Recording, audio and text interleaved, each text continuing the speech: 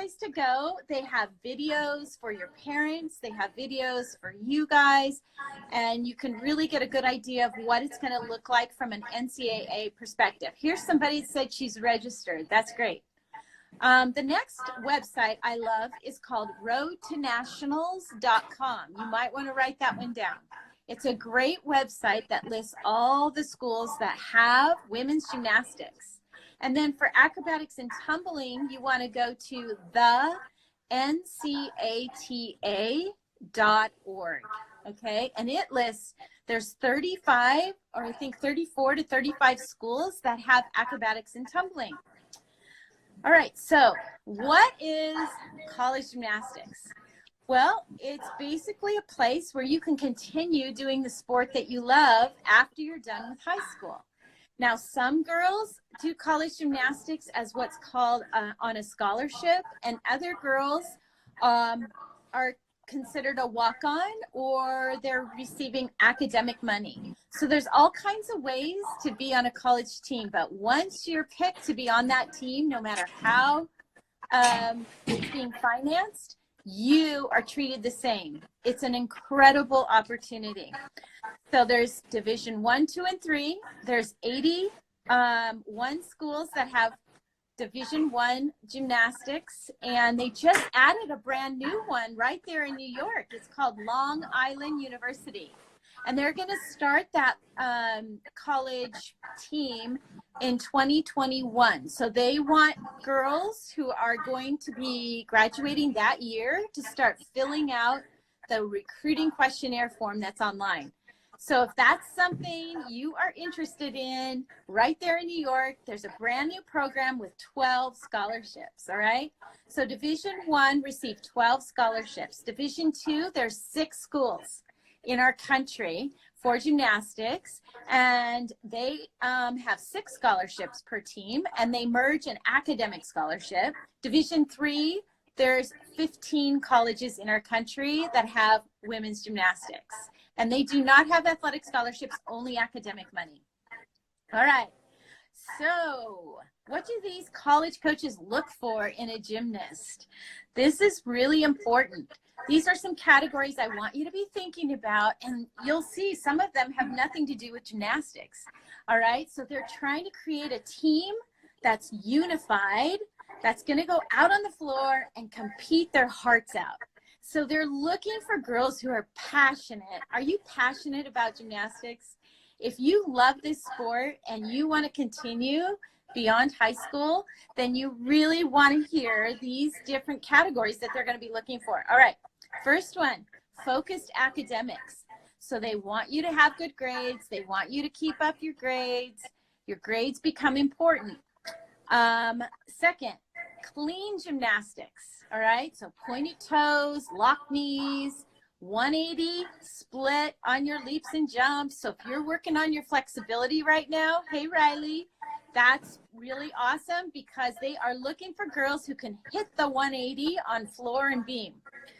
They want 10-1 start values, usually level 10s.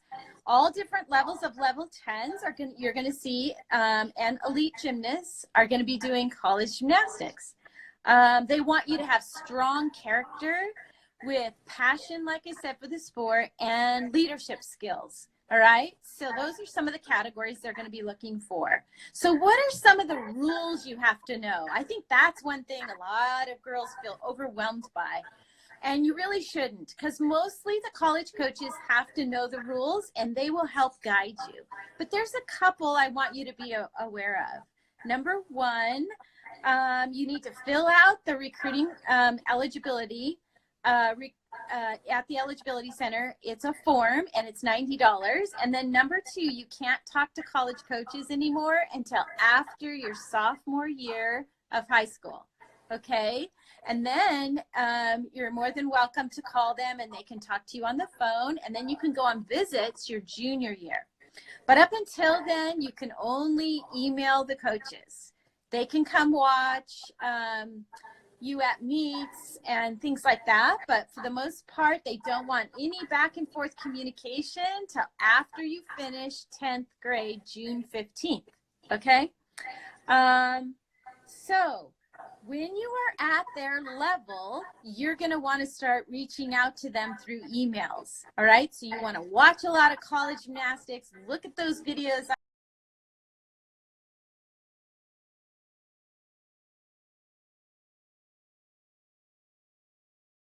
Reaching out to the college coaches, and you can do that through emails. So freshman year of high school, when you're in 9th grade, that's when you become a prospective student athlete. You want to get on the college coaches watch list. All right. Then you'll be doing that your freshman and your sophomore year.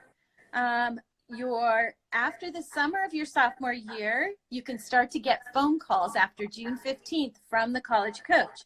Then your junior year, you're going to want to go on some visits and get to know the team and the girls and all of that. And then your senior year, you want to make a decision. And your senior year is when you sign. If you're offered a scholarship, you would sign in November.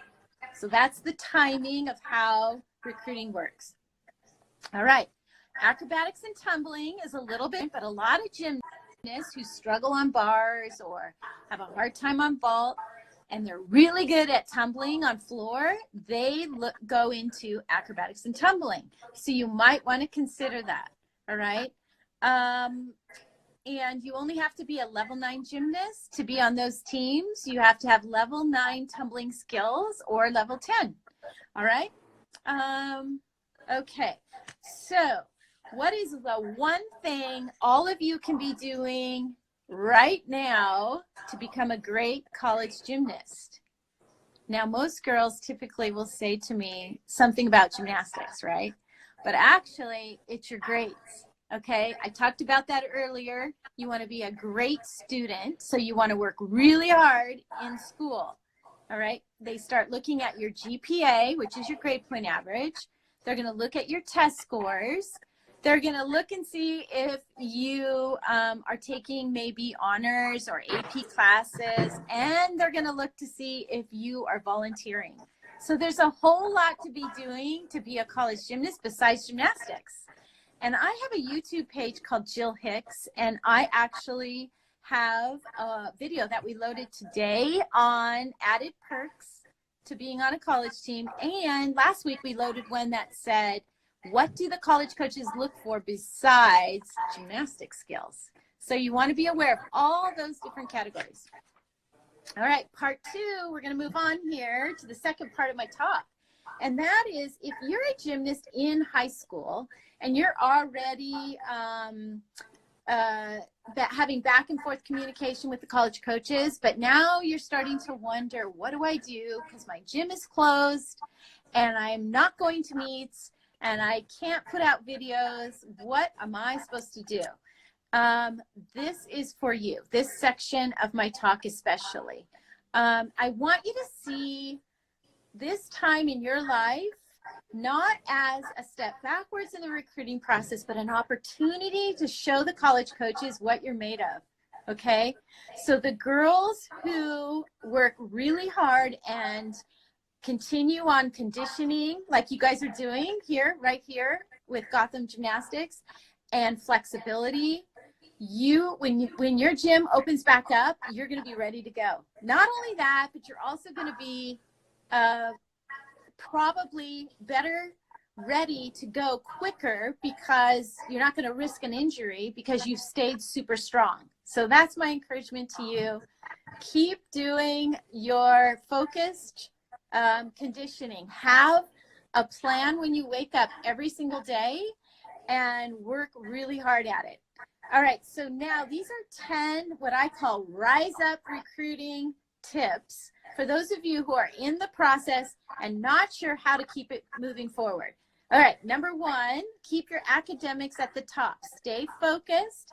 Take some prep classes for your SATs and ACTs because before you know it, you're going to be taking those tests if you haven't already, and you need to be prepared. Number 2, find fun ways to condition like this program that you can do right here, Gotham Gymnastics, and do it right in your home. Video it. I love all the videos I'm seeing everybody do. It's great, and college coaches love to see that you're staying on top of your recruiting by doing what you can do and not stressing about what you can't do. All right. Work on your flexibility, visualize your routines, email the college coaches. If you're not in the email phase, you can research the colleges by going to that website that I gave you earlier. And you could create a vision board and put the college names of what you want to consider pursuing. And maybe pick 3 teams out of those ones that you research and watch them on YouTube and look at their skills and their start values and see if you're going to eventually match that. You could do virtual tours. Did you know that? You can go to the college campus websites. They all have virtual tours, so you can actually see them online. You could work on designing your own website. How many of you have a website? I'd love to hear. Do you have Instagram? Are you loading your videos to Instagram from gymnastics? How many of you are working on that right now? So if you're older and in high school, a lot of the girls have Instagram. But if you're younger, it's really important for safety reasons that you have a parent who is monitoring all your social media, okay, when you post videos or pictures and things like that. All right? But if you're older, I challenge you to get creative. If you've been following me at Jill Hicks Consulting, we have been doing a ton of fun stuff, okay, on Instagram. We've been doing inspirational quotes. We've been doing inspirational boards. We've been doing stands and pictures and just showing the college coaches that you're still in the game and you're having fun and you're staying positive is really important. So create a highlight video. How about those of you who have videos from last season, but maybe, or this season, but you didn't get to finish the season? Go back, pull out your best videos and have fun creating a highlight video. Just because you're in this situation that we are, that's a great way to show college coaches a little bit about your season and how it went. But take pictures and videos of everything that you're doing, pictures with your friends, pictures with your teammates, and stay on top of Instagram, okay? It's really important because the college coaches are constantly on Instagram looking for recruits. So I'm coming back right on that topic over there. How are you? Good. It's been great so far. And I have a little challenge for the girls. Can I do it? Can I throw it there? Yes. Okay, we want to see, tag Gotham Gymnastics so we can see all the pictures in one place, okay? We want to see your picture with your favorite college, okay? So bring your picture with your favorite college and then you send to hashtag Gotham Gymnastics and we can see all the colleges listed over there. It's going to be awesome. It's going to have a little college preference contest. How do you think? That's a great idea. I love it. Yeah. That'll be so awesome. Jill, now we're coming to the second part of what we're talking over here. Okay.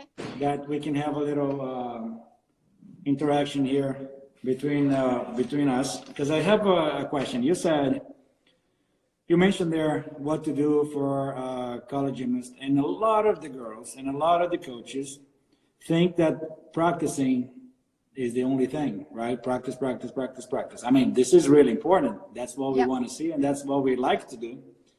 But can you mention one more time what the girls need to look for?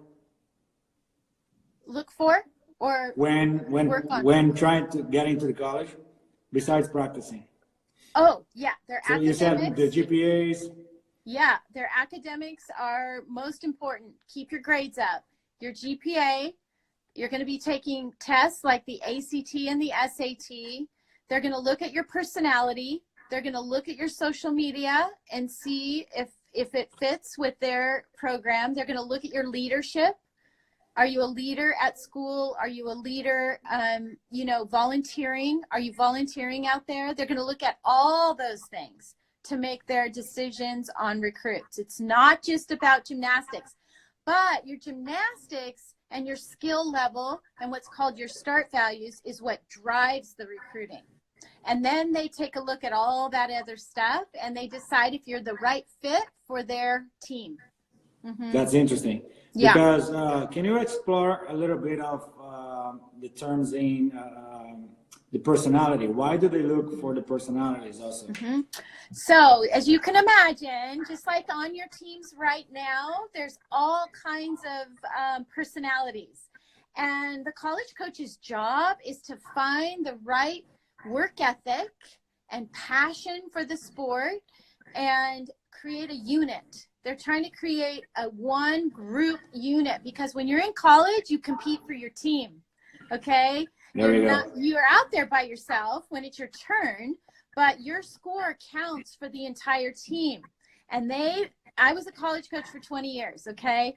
And I can tell you, your work ethic, your passion, and all these other areas move that unit forward faster than skill level. Once, but you've got to have those start values, but you have to really have those personality types where you are coming in every single day ready to work, and you fulfill all the requirements they ask of you in the gym with your fitness, your training, your choices of nutrition, the mental part. So they look at all those pieces and try to put a puzzle together as one group unit. And that's interesting. That's the goal. So let me ask a question here. You might know the answer for this. We have 20 different countries watching, okay? Okay. What to do if you're a foreign athlete? Good question. And you want to come to college in the U.S.? It's a lot harder. I have a lot of international kids. I have them from Europe. I have them from Canada. I have them from Mexico. And it's much different. You want to start early. You want to probably hire someone because it's just a lot trickier in terms of your grades and in terms of your tests. What's required here is different than what's required in international places. And the college coaches are super focused on the kids from the United States. However, there's a lot of international kids that do get recruited, but it's harder to get in front of them. You've got to get to the right summer camps. That is the key, okay? You don't have to go to a lot of them, but you've got to go to the right ones. So that leads to our next question over here. What do you think is appropriate in terms of how many college camps you should attend a year, or what should you do in this manner? So I don't like any more than one or two, because we need to be in the gym getting the skills that we need to be considered. So your summers are the best time to get those upgrades. So you don't want to be gone a long time from your own club. All right. But you've got to get out there and get to some camps. So up to 2 is really good. And then hit some of those fall clinics. They're only one day. They're only a couple hours. And you can zip out and get to a fall clinic on a Saturday and be back in the gym by Monday and have really had a great experience. So that's hitting about 4 when you think about 2 in the summer, maybe 2 in the fall. Yeah, that's interesting. And choosing the correct summer camp, like somebody's asking here from you, is basically the colleges you love, right? Because the colleges you like, right? So that's the problem. Most people pick the wrong, 90% of the time, the families pick the wrong camps that aren't either, they don't have any spots left, or their daughter is not going to be at that level. So then they're spending all this money and time away from their club at a camp that they're going to have fun. I mean, they're amazing camps. But my job as a college advisor is to get you at the right camps, because we don't want to miss an opportunity. And that's where it's really hard to know, because most girls want to go to the camps that they see on TV, which is normal, right? Who wouldn't? But if that's not going to be an option, there's no roster spots down the road that are left, then you've wasted that time and money for recruiting purposes.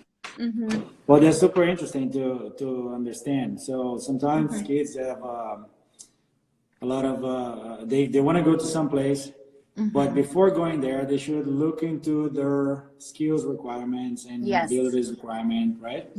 Okay, that's super interesting. And with that in mind, where can they go? Because I know you have a lot of things on your website. So can you give the address there so they Yeah. can go and find this information? So my website is jhicksconsulting.com. You click on the Get Started button and you fill out the Okay. forms page and we will give you a call. I also have a shops page and I have 2 guidebooks that one is Can you called do one at a Setting- time? Yeah, this one's Gymnastics Goal Guide, where you set your goals for college gymnastics. So you'll know what's ahead, what you need to be attaining to be a college gymnast. This one is to evaluate the college campuses. So it's really important that you're evaluating the team, the coaches, the education, the facility, the training room, the campus, everything's in here. So you want to This take is awesome. this with you in the summer. Yeah, and then you can fill it out and you know and remember what you liked, what you didn't like, and it gives a lot of details that most girls don't think of. Yeah, this is interesting. This is really good to know. And then my YouTube page is probably one of the more popular. It's just Jill Hicks. I have a ton of free videos on there.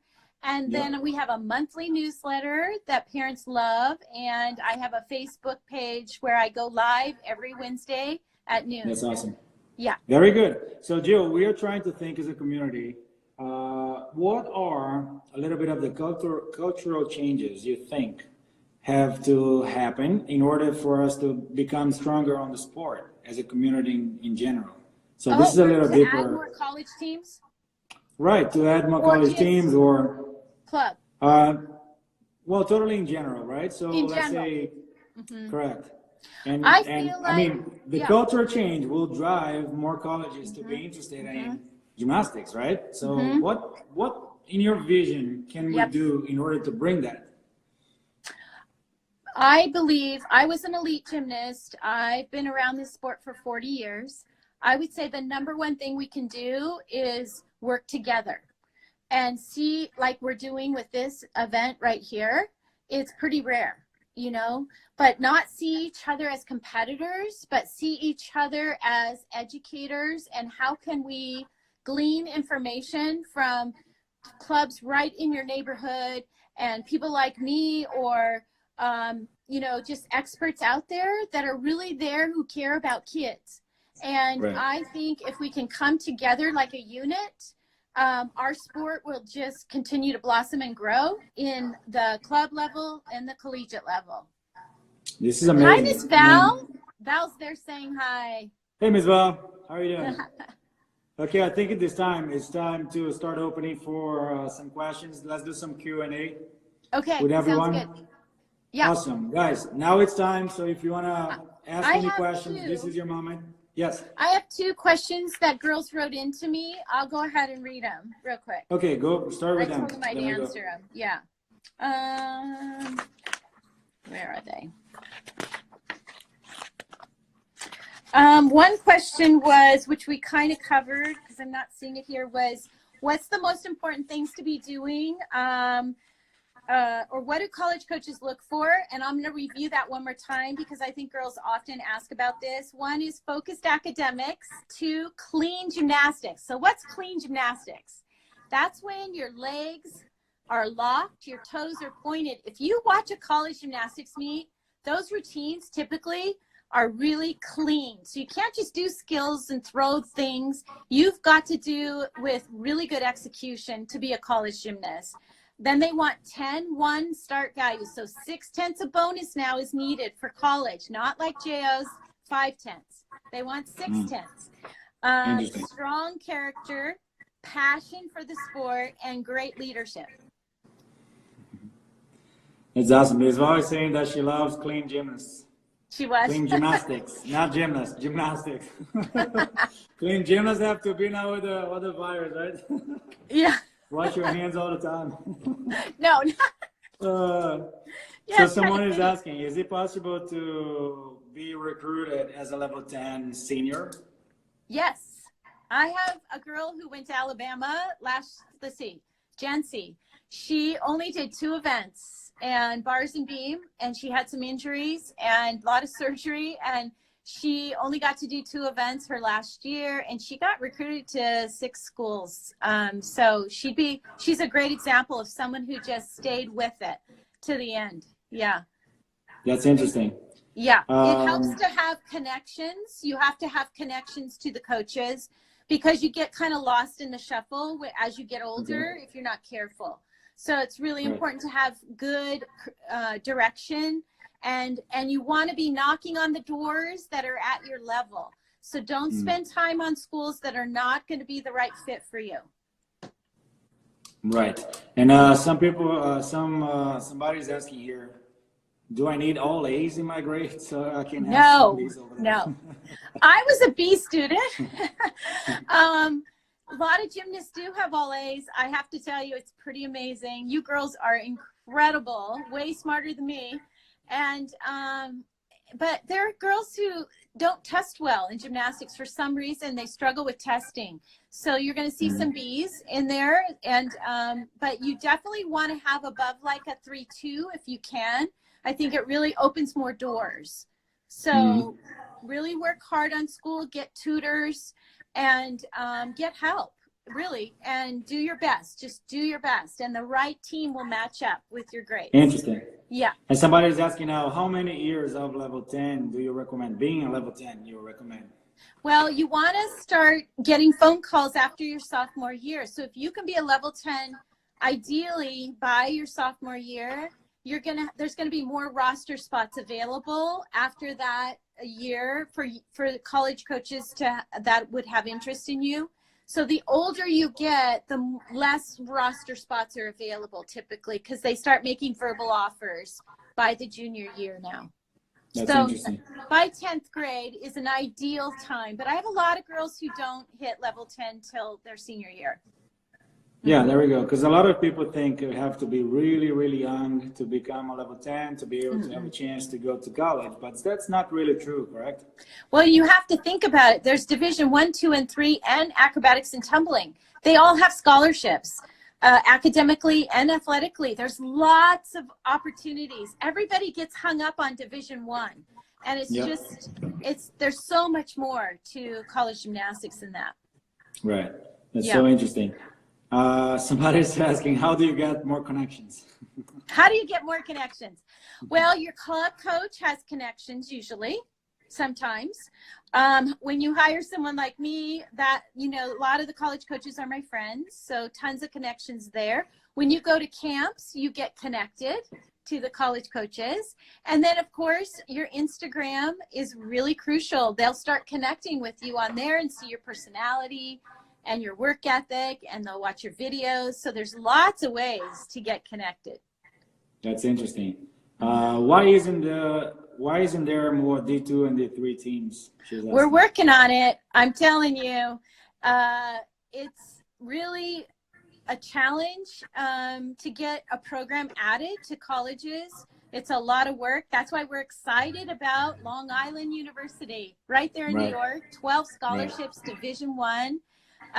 But they're out there, and we do have a committee that's working on getting additional programs added. So keep your eyes open. We're hoping more will add in the near future. That is awesome. That is very awesome. One thing, I mean, this is part of what we were talking before about the cultural change, right? If people start, because what drives the sport is the crowd, right? Yeah. The fans. Yeah. The college. People that, right? The crowd, the fans, the people that want to see gymnastics and everything. Everybody that gets excited for the sport. That's what makes the difference. So if we start cheering for teams, right, across the country, in a way we cheer for any other sport, then that will drive the cultural change for gymnastics. No matter what you do. Yeah, the athletic director decides on if they're going to add a sport, and so the programs that put more people in the seats and we get more TV, then the athletic directors are going to want to add the sport. So you're right, go to gymnastics meets, college meets. It really does help. Right. Yep. Right. We got to support the sport, so we got to be showing your faces at the meets and TV. I mean, ESPN added 50 hours of gymnastics, right? Yep. And I wonder how many people watching here now and how many people across the globe with us in this movement are really there watching gymnastics on ESPN. to Right. make this really, right, something to be dragged forward. Yeah, my To be understanding worth it is for you. it's more watched than even basketball sometimes. So it's one of the Really? favorite sports. Yeah, from the Olympics. So Wow. the Olympic kids do so well, and then that trickles down to college, and then it helps all the clubs. So we're all needed, like I was saying earlier, to work together and see Right. it as an education for all of us, and a team effort is really important. Right, not right. And yeah, well, I mean, we hope we can help with this. We hope we can drive this forward. We hope we can be involved in these dialogues and trying to bring this to everybody here, not only in the U.S. Great. but also in the entire world. You know, Yes. when I was in college in Brazil, when my degrees are in physical education, right? Okay. So I was in university, and one of the classes that I was taking was from kinesiology, right? Yep. And biomechanics, right? So the teacher there at the time put a video from college gymnastics, but nobody knew it was college gymnastics, okay? Oh. In class. So everybody was so amazed about everything that we're doing it. Right. And she said, "And guys, this is, there's the elite level that goes, representing the countries, but this is the college level, which is unbelievable already, right? So we got to drive that forward." Yes. I mean, everybody was so amazed that this was college level.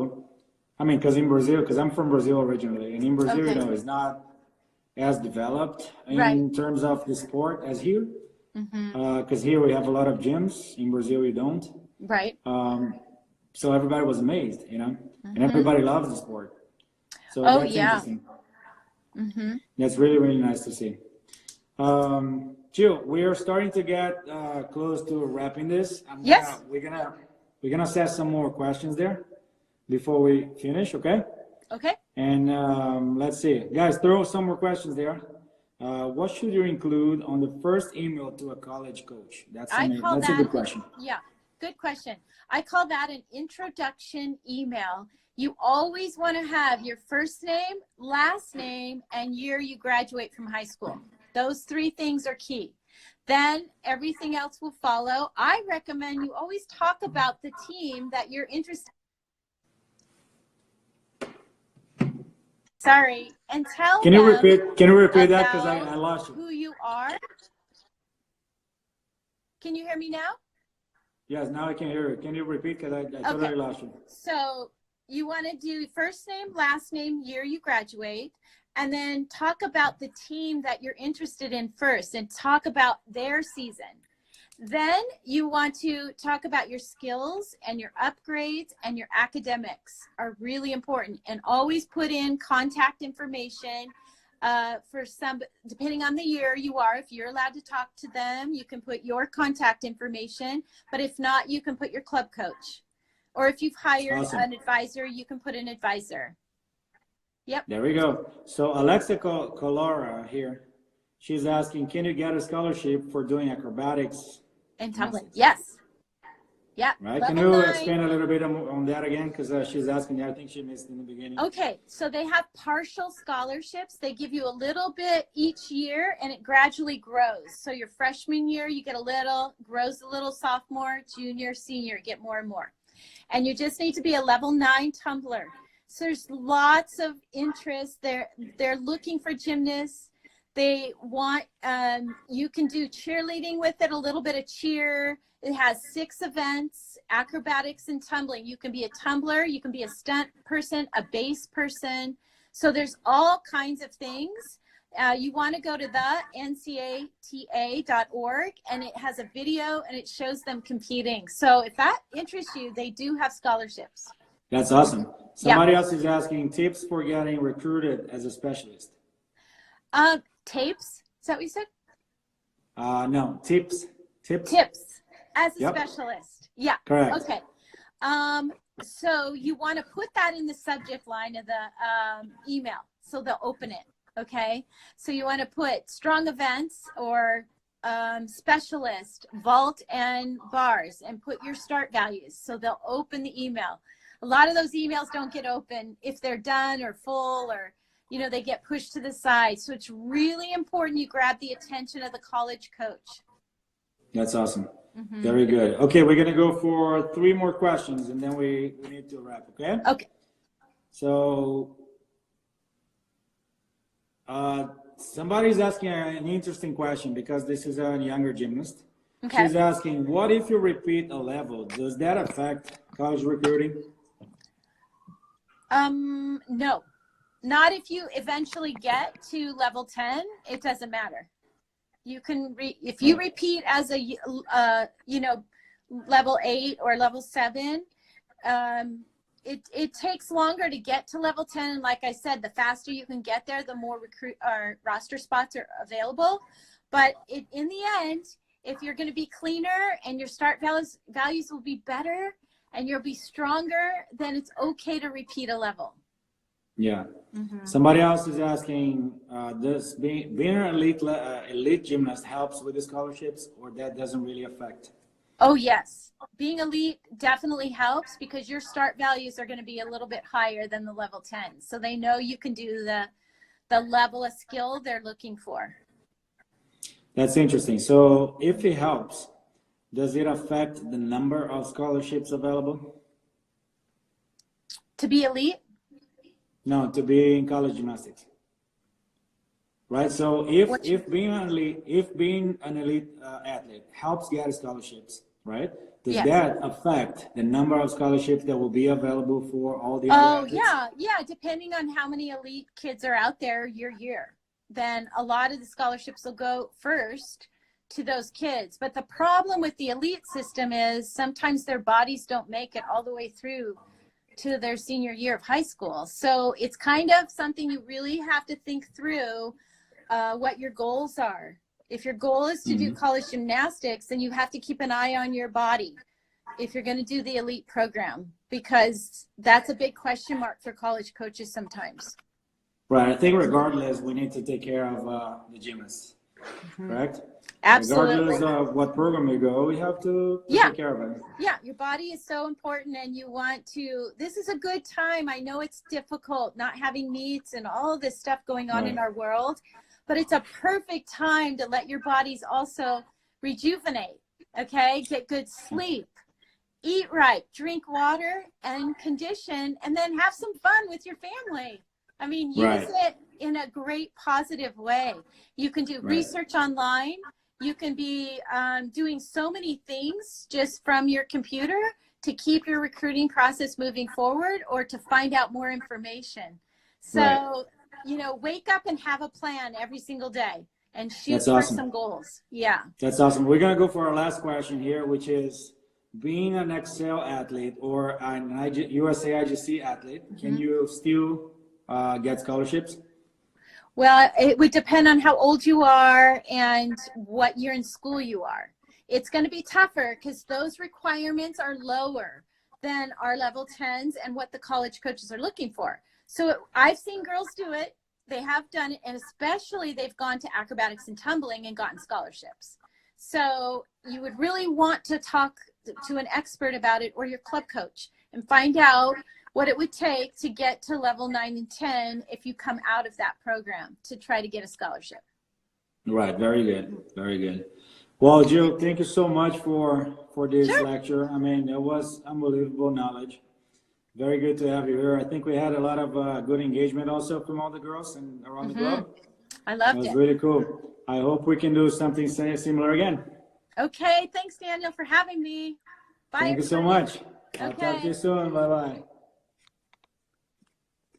Hey guys, we're still here at Gotham Gymnastics. So what I want to say to you is a little reminder of what's coming for you this week, okay? So we have tomorrow, we have another workout with Coach Edgar, but this time he's going to be indoors, so it's going to work. And then we're going to have Marla Pitu. She's a physical